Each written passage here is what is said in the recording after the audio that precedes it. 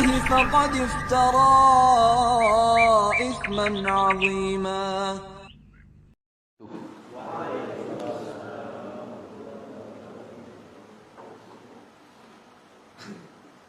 Innal hamdalillah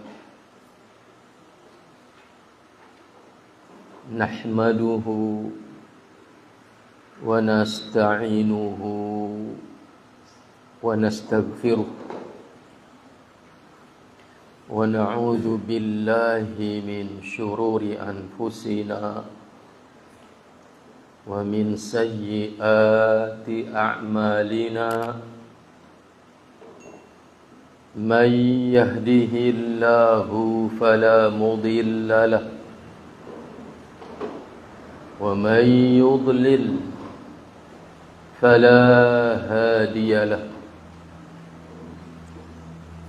أشهد أن لا إله إلا الله وحده لا شريك له وأشهد أن محمدا عبده ورسوله.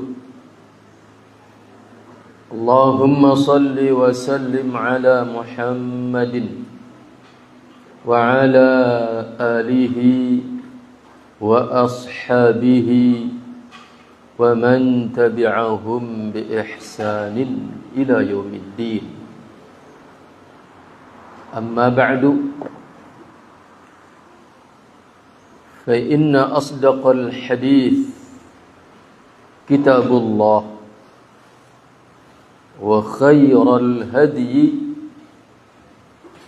هدي محمد صلى الله عليه وسلم وشر الأمور محدثاتها وكل محدثة بدعة وكل بدعة ضلالة وكل ضلالة في النار. Saudara-saudaraku,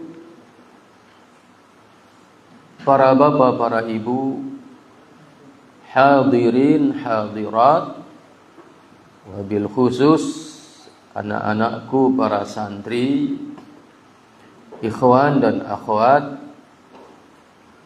hadani Allahu wa iyyakum. Alhamdulillah, kita panjatkan puji syukur kehadirat Allah Subhanahu wa taala atas segala nikmat yang telah Allah karuniakan kepada kita semua. Selanjutnya, salawat dan salam kita mohonkan kepada Allah Subhanahu wa ta'ala agar senantiasa dilimpahkan dan dicurahkan kepada junjungan kita Rasulullah Nabi Muhammad sallallahu alaihi wasallam beserta keluarga beliau, para sahabat beliau, dan orang-orang yang mengikuti mereka dengan baik sampai hari kiamat nanti. Saudaraku, ikhwatal iman, hadani Allah wa iyyakum. Kita kembali bersama Fiqhul Ad'iyah wa Dzikr, kitab Fiqhul Ad'iyah wal Adhkar. Dan pada pertemuan yang kemarin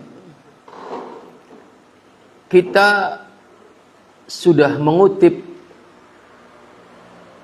hadis Rasulullah sallallahu alaihi wasallam yang kata Nabi, ala unabbi'ukum bi khairi a'malikum. Maukah aku kabarkan kepada kalian dengan sebaik-baik amalan kalian. Wa azkaha 'inda malikikum, dan sesuci-suci amalan kalian di sisi Tuhan kalian. Wa arfa'iha fi darajatikum, dan yang paling meninggikan derajat-derajat kalian. Wa khairin lakum, bahkan amalan ini kata Nabi lebih baik bagi kalian, min infaqiz zahabi wal wariq, ketimbang amalan berupa berinfak dengan emas dan uang. Bahkan wa khairin lakum, lebih baik bagi kalian, min an talqaw aduwakum, ketimbang engkau menyongsong musuh-musuh kalian di medan peperangan. Fatadribu a'naqahum, kemudian kalian sabetkan pedang-pedang kalian ke leher-leher mereka. Wa yadribu a'naqakum, dan mereka musuh-musuh kalian menyabetkan pedang-pedang mereka ke leher-leher kalian. Maukah aku kabarkan tentang amalan yang sedemikian itu kebaikannya? Qalu, maka para sahabat berkata, bala ya Rasulullah, benar wahai Rasul, kabarkan kepada kami wahai Rasulullah. Maka Rasul menjawab dengan bersabda, qala, beliau berkata dalam sabdanya, amalan itu kata beliau adalah zikrullah, zikir kepada Allah subhanahu wa ta'ala. Saudaraku ikhwatal iman, hadani Allah wa iyyakum. Dan bahkan kata Nabi dalam hadis yang diriwayatkan oleh Al-Imam Al-Bukhari rahimahullah, zikir itu adalah mathalul ladzi yadhkuru rabbahu walladzi la yadhkuru rabbah, perumpamaan orang yang zikrullah dengan orang yang tidak zikrullah, itu perumpamaannya adalah bagaikan orang yang hidup dan orang yang mati. Mathalul hayyi wal mayyit, artinya orang yang lalai, orang yang tidak zikrullah, walaupun dia bernafas, berjalan di muka bumi ini, tetapi sesungguhnya dia adalah telah mati. Bukan mati jasadnya, tetapi mati jiwanya.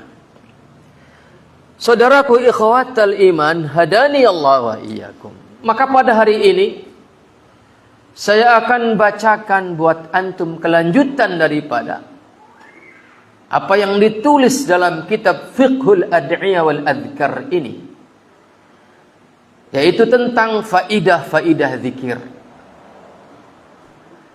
Kata musannifu hadzal kitab, penyusun kitab ini mengatakan, famin fawaididz zikr, maka di antara faidah-faidah zikir adalah annahu yutridu syaitana wa yuqammi'uhu wa yukassiruhu, yang artinya zikrullah itu adalah mengusir syaitan, dan dia zikir itu menjadi benteng yang kokoh, dan zikir itu bahkan menghancurkan, memporak-porandakan kekuatan syaitan. Saudaraku ikhwatal iman, hadani Allah wa iyyakum. Di dalam Al-Quran surat Az-Zukhruf ayat 36, Allah berfirman, wa may ya'shu 'an dzikrir rahman nuqayyid lahu syaitanan fahuwa lahu qarin. Yang artinya, Dan barang siapa yang berpaling dari zikir kepada Ar-Rahman, maka kata Allah, nuqayyid lahu syaitanan, kami adakan untuk orang yang berpaling dari zikir Rahman itu, kami adakan untuknya syaitan yang akan menjadi qarinnya, yang akan selalu menyertai orang itu. Di dalam ayat yang lain, surat Al-A'raf ayat 201, Allah berfirman, innal ladzina taqaw, sesungguhnya orang-orang yang bertakwa, idza massathum ta'ifum minasyaitan, idza massahum ta'ifum minasyaitan tadakkaru fa idzahum mubsirun. Sesungguhnya orang-orang yang bertakwa itu adalah apabila mereka tertimpa bisikan-bisikan dari syaitan, tadakkaru, maka mereka segera berzikir, dan fa idzahum mubsirun, maka serta merta mereka dengan zikir itu, hum mubsirun, mereka bisa melihat dengan basirahnya. Saudaraku ikhwatal iman, hadani Allah wa iyyakum. Di sini musannifu hadzal kitab mengangkat dua ayat dari dua surat yang berbeda, yang saling menjelaskan bahwa ayat yang pertama yang beliau angkat mengatakan, barang siapa yang berpaling dari zikir kepada Allah, maka Allah akan jadikan syaitan itu akan terus mendampingi orang tersebut. Sedangkan sebaliknya, orang-orang yang bertakwa, apabila mereka tertimpa bisikan syaitan, apabila mereka terkena bisikan gangguan syaitan, maka mereka segera berzikir, dan dengan zikir yang mereka lakukan itu apa? Menjadikan mereka sebagai mubsirun, menjadi orang yang bisa memberdayakan basirahnya. Apa itu basirah? Ikhwatal iman, hadani Allah wa iyyakum.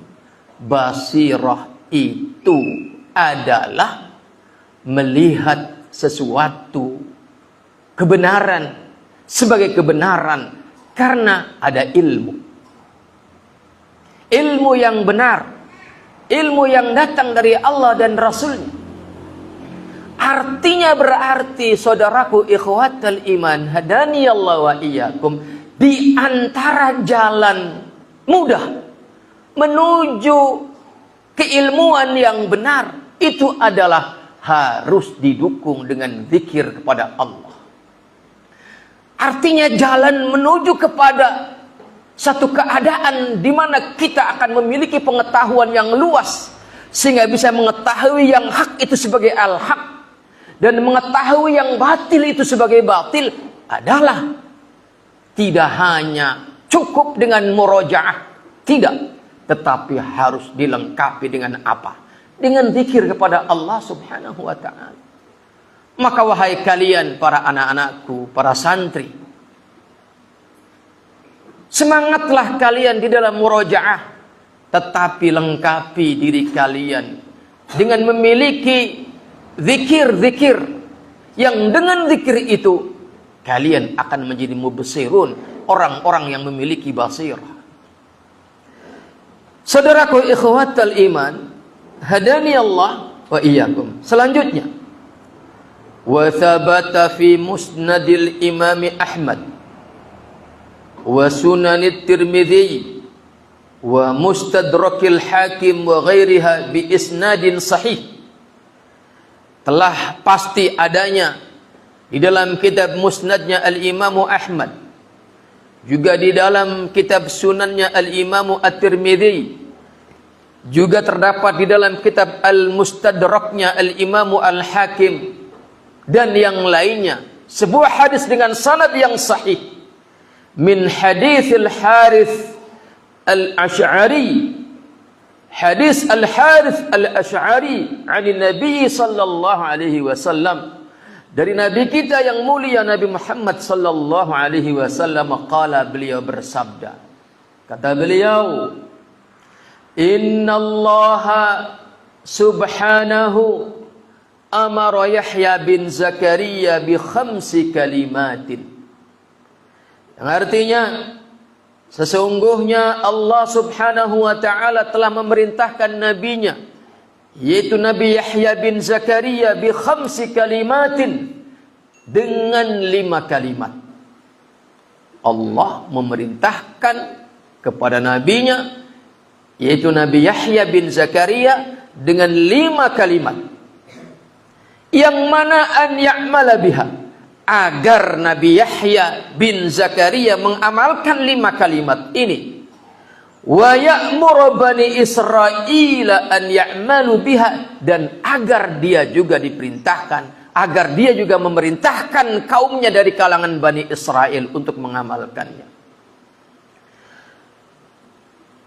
Wa innahu kada an yubatti'a biha, dan ternyata Nabi Yahya bin Zakaria alaihi salam ini hampir saja lambat mengamalkan 5 kalimat ini, dan lambat memerintahkan Bani Israel ini untuk mengamalkan 5 kalimat ini.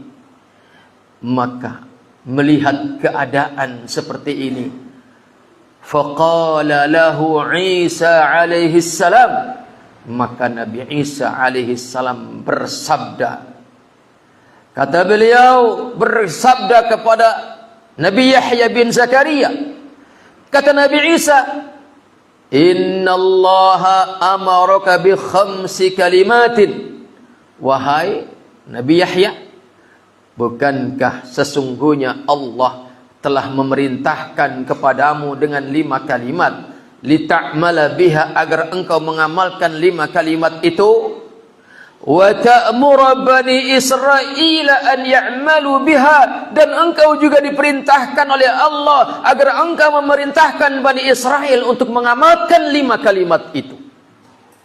Tapi ternyata engkau sekarang hampir engkau berlambat-lambat, maka pilihannya, kata Nabi Isa, fa imma an ta'murahum, pilihannya sekarang, imma an ta'murahum, engkau perintahkan mereka, wa imma an amurahum, atau aku yang akan turun memerintahkan ini kepada Bani Israel. Nabi Isa menegur Nabi Yahya, dan bahkan kemudian saking gregetnya Nabi Isa mengatakan, sekarang pilihannya, kamu atau aku yang turun ke bawah menemui Bani Israel, mengumpulkan mereka agar mereka mengamalkan 5 kalimat yang telah Allah perintahkan ini. Maka apa respon Nabi Yahya? Faqala Yahya, maka Nabi Yahya alaihi salam berkata, akhsha in sabaqtani biha an yukhsafa bi au u'adzaba. Kata Nabi Yahya, wahai saudaraku Nabi Isa alaihi salam, kalau engkau yang turun memerintahkan ini kepada Bani Israel, sementara aku tidak melakukannya, maka aku takut jangan-jangan aku ditenggelamkan ke dalam perut bumi oleh Allah, atau aku akan diadab oleh Allah. Lihat dampaknya akibat meninggalkan 5 perkara ini. Yang dikhawatirkan oleh para nabi adalah apa? Ditenggelamkan ke dalam perut bumi, atau diazab, tidak hanya menunggu di akhirat nanti, bahkan di dunia ini. Maka setelah Nabi Yahya mengatakan demikian, fajama'an nasa fi Baitul Maqdis, beliau kumpulkan manusia Beliau panggil manusia-manusia dari kalangan Bani Israel agar berkumpul di Masjid Baitul Maqdis. Famtala'al masjidu, sehingga Masjid Baitul Maqdis ini penuh oleh manusia. Saking penuhnya, waqa'adu fisyuraf, bahkan saking penuhnya manusia duduk tidak hanya di lantai masjid, bahkan di sisi-sisi dan sekitar masjid yang ada gumukan dan tempat-tempat tinggi. Mereka tidak hanya duduk di bawah, bahkan memenuhi tempat-tempat yang tinggi, mereka semuanya duduk di situ. Kemudian faqala Nabi Yahya bersabda kepada mereka. Kata beliau, "Innallaha amarani bi khamsi kalimatin." Sesungguhnya Allah telah memerintahkan kepadaku dengan 5 kalimat. An a'mala bihin, agar aku mengamalkan 5 kalimat itu. Wa amurakum, dan aku diperintahkan oleh Allah agar aku memerintahkan kepada kalian an ta'malu bihin, agar kalian juga mengamalkan 5 kalimat ini. Saudaraku ikhwatal iman, hadani Allah wa iyyakum. Apa 5 perkara itu? Apa 5 kalimat itu yang apabila diabaikan maka ancamannya adalah ditenggelamkan ke dalam perut bumi atau diazab, tidak hanya nunggu di akhirat, bahkan di dunia ini. Yang pertama adalah, dari 5 kalimat itu adalah fadzakara amarahum bitauhid. Yang pertama tauhid, mengesahkan Allah dengan ibadah-ibadah kita. Yang kedua adalah wassalatu, salat. Yang ketiga wasiyamu, puasa.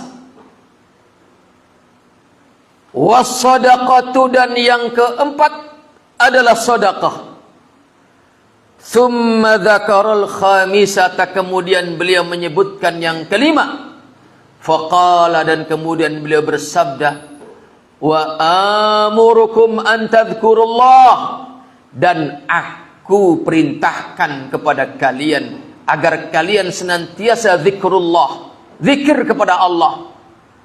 Karena kata beliau, fa inna mathala dzalika, karena perumpamaan itu adalah perumpamaan orang yang senantiasa zikrullah itu adalah kamathali rajulin kharajal aduwwu fi atharihi sira'an, bagaikan seorang manusia yang mana telah keluar datang mengejarnya dengan cepat musuh.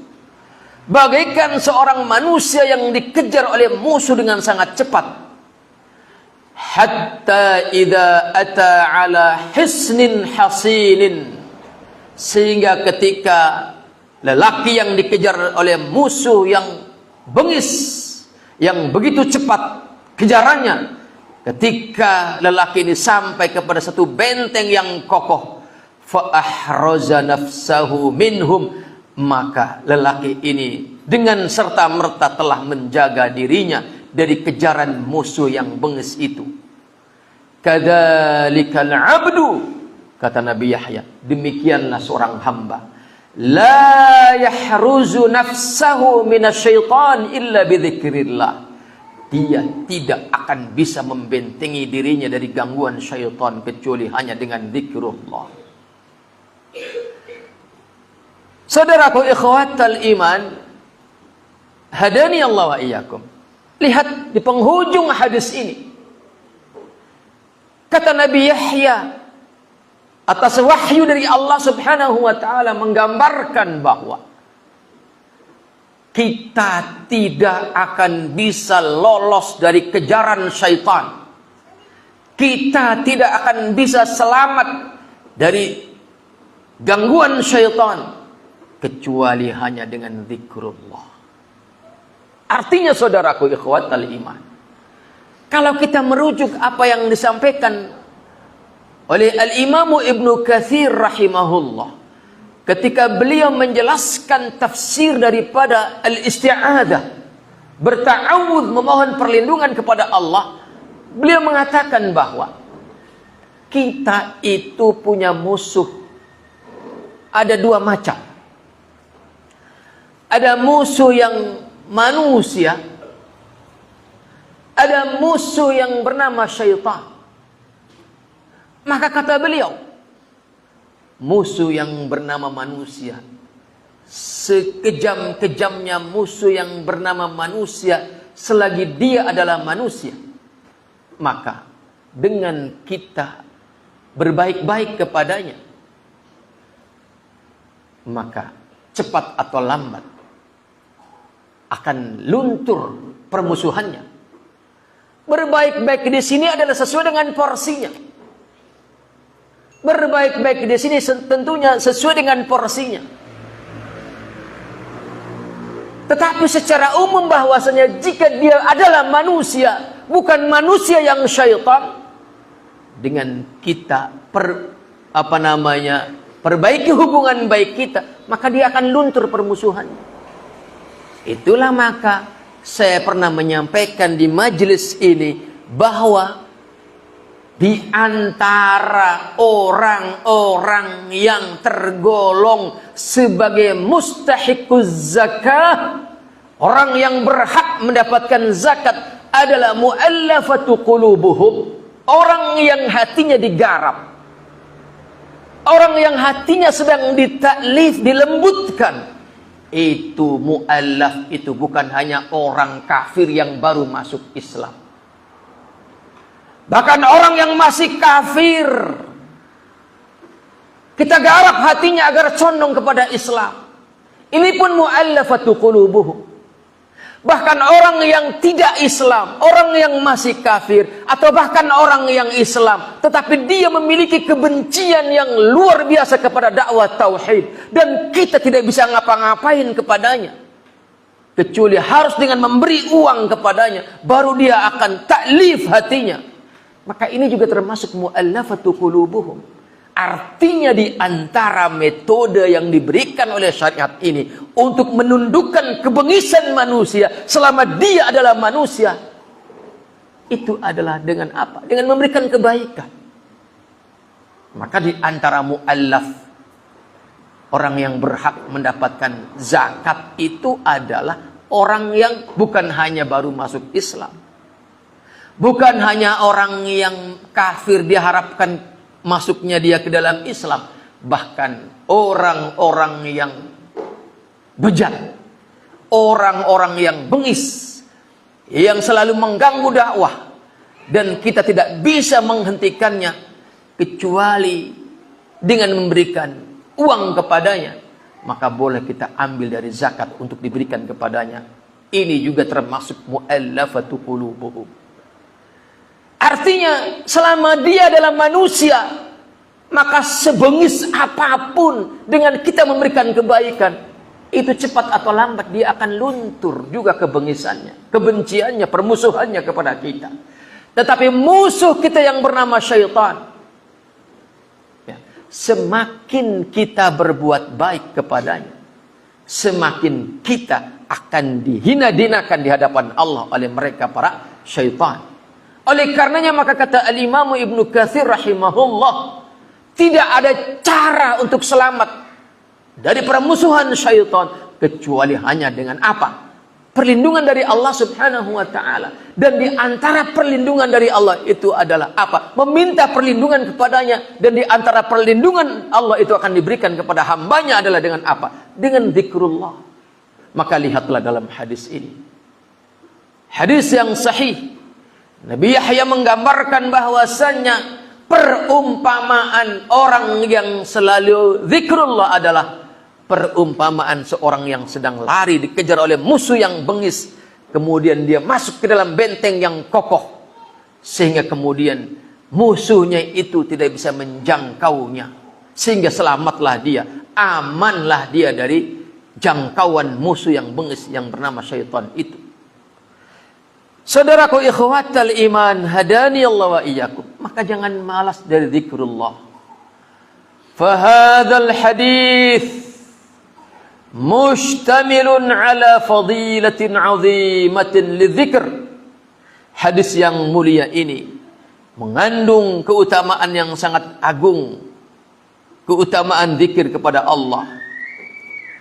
Wa annahu yatrudu syaitan, dan zikir itu mengusir syaitan. Wa yunji minhu, dan menyelamatkan manusia dari syaitan. Wa annahu bimathabatil hisnil hasin wal hirzil makin alladhi yahruzul abdu alladhi la yahruzul abdu nafsahu min hadzal adu alladud illa bihi. Dan zikir itu adalah bagaikan benteng yang kokoh, perlindungan yang kokoh, yang mana seorang hamba tidak bisa membentengi dirinya dari musuh yang bernama syaitan yang ganas ini kecuali dengan zikrullah.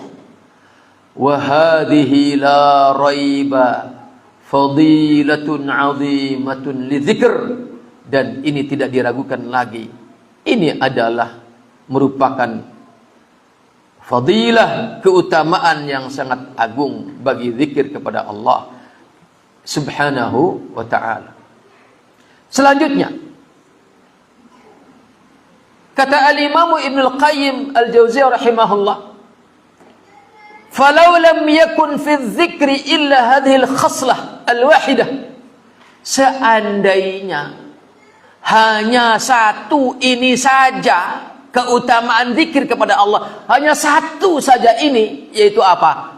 Benteng yang membentengi kita dari gangguan syaitan. Seandainya hanya satu saja faedilahnya, keutamaannya yang ini saja, maka itu sudah cukup untuk memotivasi kita agar kita jangan bosan, agar kita jangan malas dari zikir kepada Allah subhanahu wa ta'ala. Apalagi kenyataannya masih banyak fadilah-fadilah yang lain, masih banyak keutamaan-keutamaan yang lain, buah daripada zikrullah, zikir kepada Allah subhanahu wa ta'ala. Selanjutnya, famin fawaidi zikrillahil azimah, dan di antara faidah yang agung dari zikir kepada Allah adalah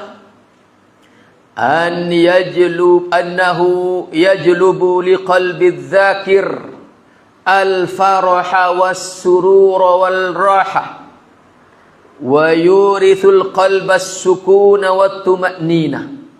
Bahwa faidah berikutnya, zikrullah itu akan mendatangkan al-farah was-surur, kebahagiaan, war-rahah, dan ketenangan, dan bahkan mewariskan ketentraman.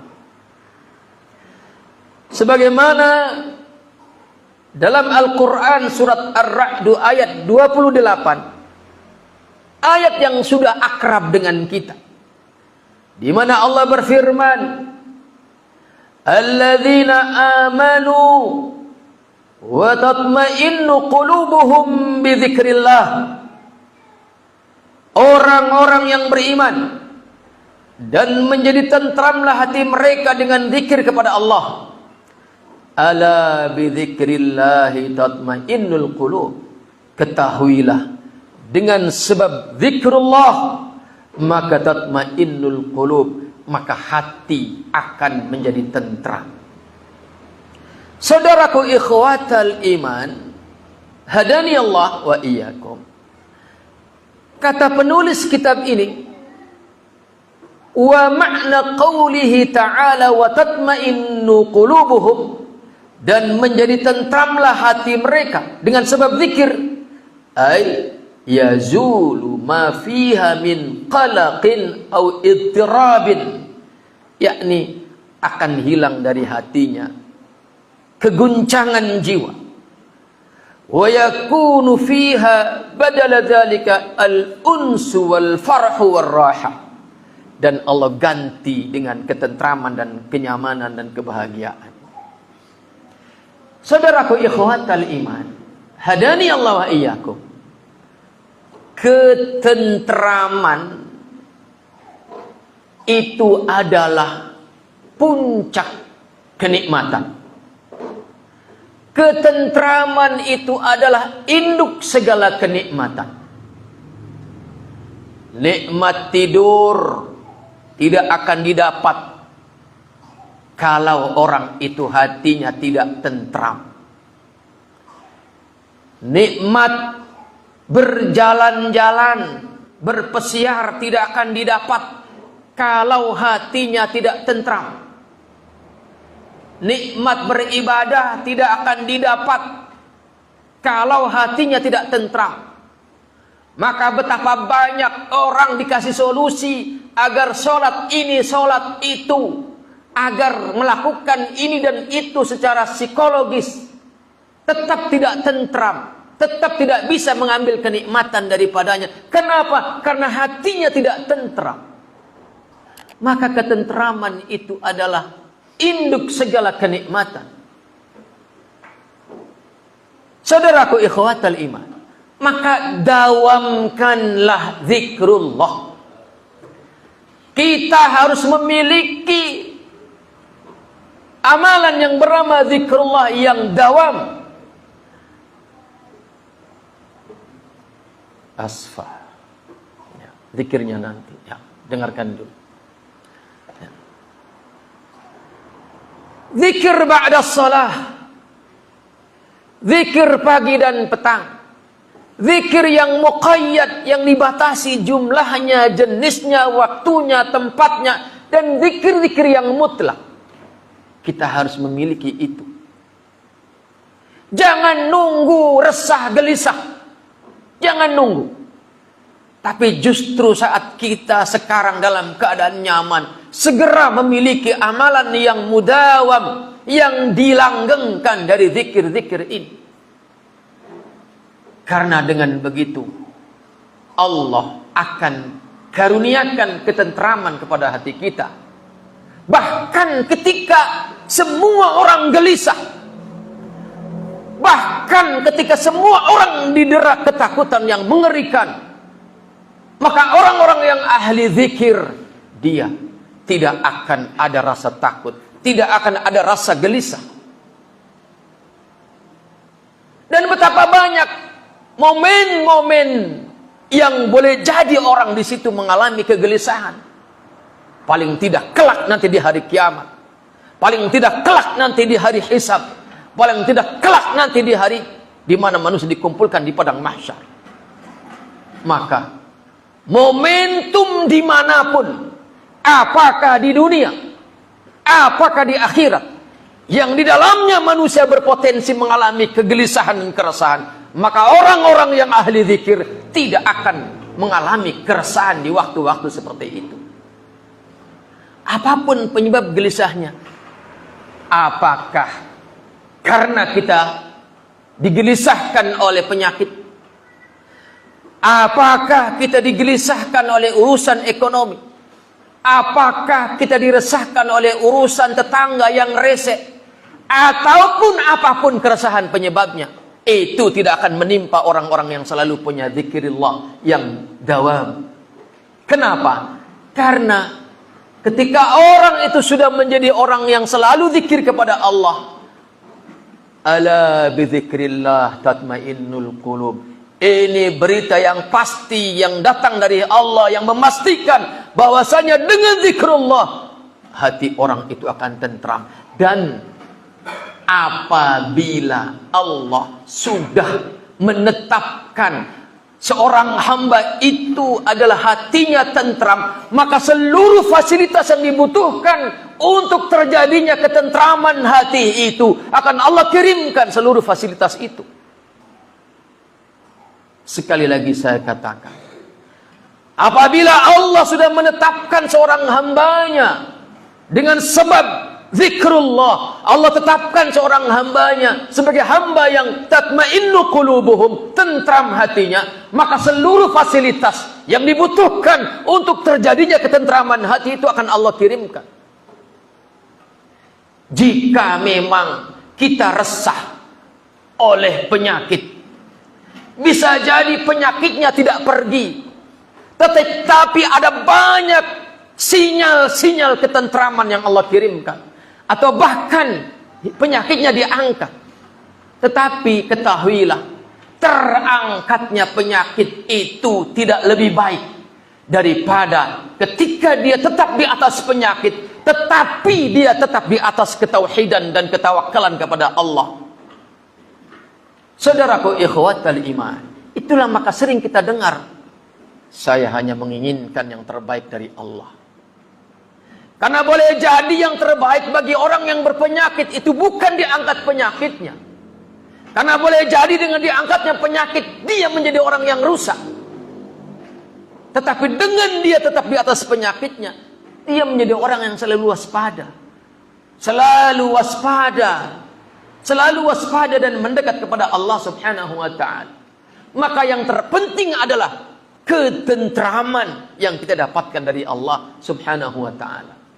Maka sekali lagi saya berkata dan saya ulang-ulang untuk diri saya dan semua yang mau menerima peringatan bahwa apabila Allah sudah menetapkan seorang hamba itu akan ditentramkan hatinya, maka seluruh fasilitas yang dibutuhkan untuk terjadinya ketentraman itu akan Allah kirimkan. Apapun penyebab keresahan itu, maka ketika seorang hamba ini sudah dikehendaki sebagai hamba yang tentram hatinya, maka seluruh fasilitas itu akan diberikan. Jika untuk ketentraman itu butuh fasilitas, hilangnya tetangga yang bikin rese, maka akan Allah hilangkan orang itu. Mungkin hilangkan sifat resenya, atau akan Allah hilangkan fisiknya. Maka janganlah kita gentar menghadapi kehidupan dunia ini, wahai anak-anakku para santri. Jangan gentar menghadapi perjalanan hidup yang hari ini perjalanan hidup kita banyak sekali tantangan. Jangan gentar, hadapi dengan apa? Zikrullah, zikir kepada Allah subhanahu wa ta'ala. Maka kalian akan menggapai derajat kemuliaan. Saudaraku ikhwatal iman, hadani Allah wa iyyakum. Bal inna dzikra huwa hayatul qalbi haqiqatan. Bahkan zikir itu adalah merupakan pertanda hidupnya hati kita. Hati itu ada hati yang hidup, ada hati yang sakit, ada hati yang sakit parah, ada yang sakit sederhana, ada hati yang mati. Maka hati kalau sudah mati, ya, walaupun pemilik hati yang bernama manusia itu berjalan aktif ke sana kemari di muka bumi, hidup secara jasad, tetapi ketika hati sudah mati, maka ini adalah musibah yang lebih besar ketimbang musibah kematian jasad. Betul, kematian jasad adalah musibah. Betul, kematian fisik adalah musibah, tetapi kematian hati ini adalah musibah yang lebih besar. Kenapa? Karena kalau hanya musibah kematian badan, boleh jadi itu adalah apabila dia seorang yang saleh, orang yang ahli takwa. Justru kematian badan itu adalah pintu menuju kenikmatan besar. Tetapi kalau yang mati adalah hati, hati yang mati itu justru adalah pintu menuju kesengsaraan yang abadi. Maka jangan biarkan hati kita sakit yang menuju kematian. Dan di antara pertanda hati itu telah mati atau minimal akan menuju kematian adalah ketika hati itu sunyi dari zikrullah. Bal inna dzikra huwa hayatul qalbi haqiqatan. Wa huwa qutul qalbi war ruh. Dan zikir itu adalah makanan pokok hati dan jiwa ini.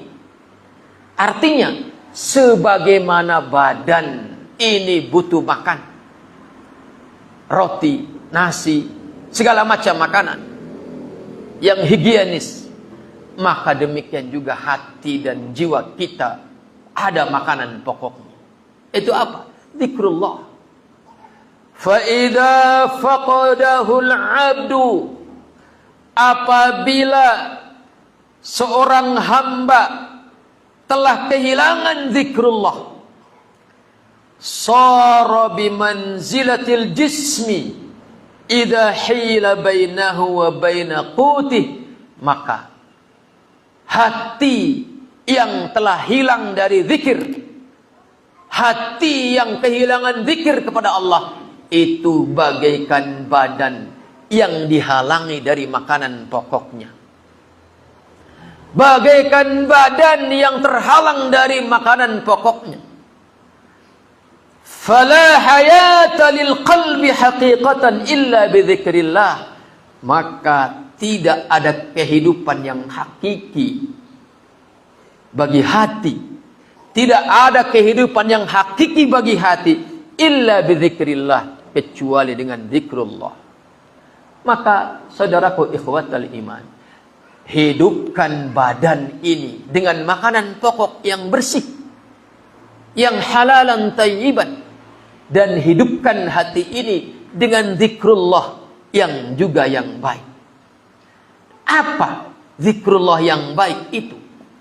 Maka sebagaimana dijelaskan oleh Al-Imam Ibnul Qayyim Al-Jauziyah rahimahullah di dalam kitabnya Al-Fawaid, beliau mengatakan, zikir yang baik, zikir yang benar, yang dengannya menjadi makanan pokok jiwa kita, adalah zikir satu kesatuan antara lisan dan hati menyatu dalam zikir, dan jenisnya adalah datang dari Allah dan Rasulnya. Itulah afdalul zikir. Satu kesatuan antara hati dan lisan, dan jenis zikirnya adalah dari zikir-zikir yang diajarkan oleh Rasulullah sallallahu alaihi wasallam.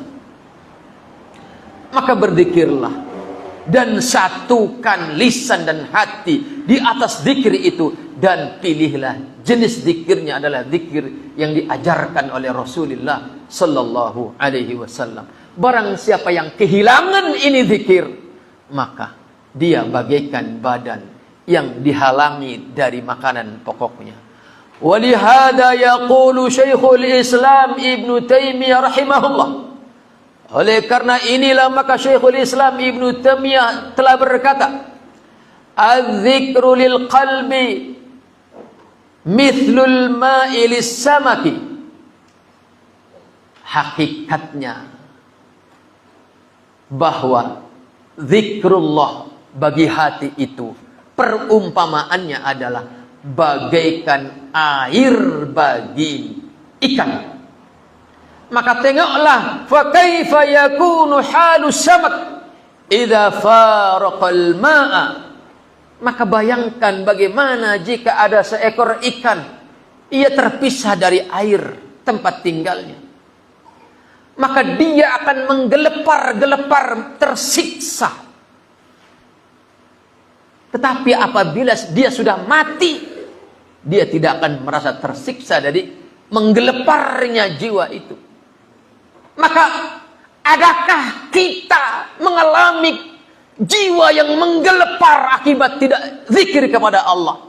Jika ternyata kita tidak zikir dan jiwa ini tidak resah, tidak menggelepar, jangan-jangan itu pertanda hati telah mati. Maka jangan biarkan hati ini mati. Hidupkan hati ini dengan apa? Dengan zikrullah. Dengan zikrullah. Maka saudaraku ikhwatal iman, Allah subhanahu wa ta'ala di dalam Al-Baqarah ayat 152,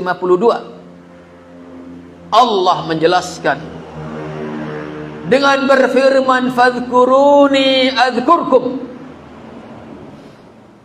Kata Allah, Zikirlah kalian tentang aku, maka aku akan menyebut-nyebut kalian. Fadhkuruni adzkurkum. Berzikirlah kalian, sebut-sebutlah aku oleh kalian. Aku akan menyebut-nyebut kalian. Dalam kebaikan tentunya. Saudaraku, Al-Imam Al-Allamah Ibnul Qayyim Al-Jauziyah rahimahullah, di dalam kitabnya Al-Fawaid, ketika mengangkat ayat ini, ayat 152 dari surat Al-Baqarah, yang bunyi lengkapnya fadhkuruni adzkurkum washkuruli wala takfurun. Kata Al-Imam Ibnul Qayyim Al-Jauziyah rahimahullah, mabnad din ala qa'idatain. Bangunan agama Islam kalau diibaratkan bangunan, itu kata beliau tegak ditopang oleh dua tiang penyangga, yaitu zikrullah dan syukur lillah. Zikrullah dan syukrullah. Maka tegakkan agamamu, sangga agamamu dengan penyangga yang kokoh. Apa? Zikrullah dan syukrullah. Maka kata Allah, fadhkuruni adzkurkum.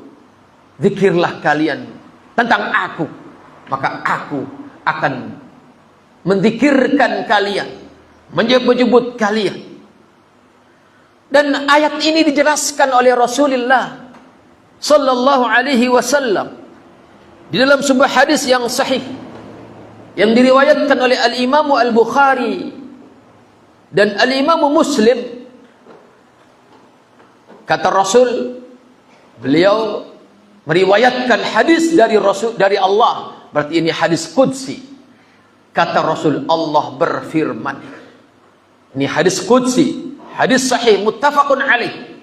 Kata Rasul, Allah berfirman. Perhatikan ini. Ini penting banget. Kata Allah, man zakarani fi nafsih, zakartuhu fi nafsi. Barang siapa yang zikir aku dalam dirinya, maka aku akan menzikirkan orang itu dalam diri aku. Barang siapa yang menzikirkan aku di dalam dirinya, kata Allah, maka aku akan menzikirkan orang itu dalam diriku. Kemudian, wa man dzakarani fi mala'in. Dan barang siapa orangnya yang menzikirkan aku fi mala'in. Mala'in itu apa bedanya dengan jamaah? Secara bahasa, ini tinjauan bahasa. Kalau jamaah itu sekelompok manusia, bisa kelompok orang-orang yang baik, bisa kelompok orang-orang yang tidak baik. Itu jamaah. Ya. Secara bahasa, ya. Maka mala itu juga adalah sekelompok makhluk, tetapi semuanya adalah orang baik. Maka Allah menyebutkan man dzakarani fi mala'in. Barang siapa yang menzikirkan aku fi mala'in, di tengah-tengah kelompok kebaikan, dzakartuhu fi mala'in, maka aku akan menzikirkan orang itu fi mala'in, di tengah-tengah kelompok yang baik, yang khairin. Bahkan kelompok yang baik ini lebih baik minhum dari kelompok yang baik mereka itu. Karena memang zikrullah itu pasti dilakukan di tengah-tengah kelompok yang baik. Contoh hari ini kita adalah insya Allah kelompok yang baik. Kenapa? Karena kita di sini kumpul untuk mengingat Allah dengan belajar, dengan zikir. Ini adalah kelompok yang baik. Kemudian kita zikir kepada Allah subhanahu wa ta'ala. Maka kata Allah, aku akan menzikirkan kalian di tengah-tengah kelompok yang lebih baik daripada kelompok kalian. Siapa? Para malaikat. Maka sering kita dengar ada sosok manusia yang tidak terkenal di bumi, tetapi dia terkenal di langit. Maksudnya apa? Karena Allah memviralkan orang ini di hadapan makhluk langit dari kalangan para malaikat. Memviralkan makhluk-makhluk Allah yang ada di langit, yaitu para malaikatnya. Dan itu melalui apa? Zikrullah. Maka tegakkanlah zikir kepada Allah subhanahu wa ta'ala. Saudaraku ikhwatal iman, hadani Allah wa iyyakum. Masih banyak faidah-faidah yang lain yang akan kita bacakan nanti pada pertemuan yang akan datang. Dan nanti kita akan diajari mana zikir-zikir yang sesuai dengan sunnah, apa faidahnya, apa manfaatnya, sehingga kita ketika melakukan zikir itu di atas basirah. Kemuliaannya ini, jika menyangkut jenis-jenisnya ini, jika menyangkut jumlah-jumlahnya segini, jika menyangkut tempat-tempatnya di mana, jika mau menyangkut momentum, sebab-sebabnya apa, sehingga kemudian kita betul-betul utuh di atas sunnah, bukan hanya jenisnya, tetapi menyangkut semua hal. Maka inilah pentingnya kita memiliki fiqhul ad'iyati wal adhkar, memiliki pemahaman yang benar tentang doa-doa dan zikir-zikir. Insya Allah akan dibacakan seterusnya agar ini menjadi panduan. Karena kita semua butuh ketentraman. Butuh ketentraman. Dan ala bidzikrillah tatmainnul qulub. Insya Allah akan kita bacakan pada pertemuan selanjutnya. Dan kita akhiri dengan kafaratul majlis. Subhanakallahumma wa bihamdika asyhadu an la ilaha illa anta astaghfiruka wa atubu ilaik. Assalamualaikum warahmatullahi wabarakatuh. Wa man yushrik billahi faqad iftara ithman 'azima.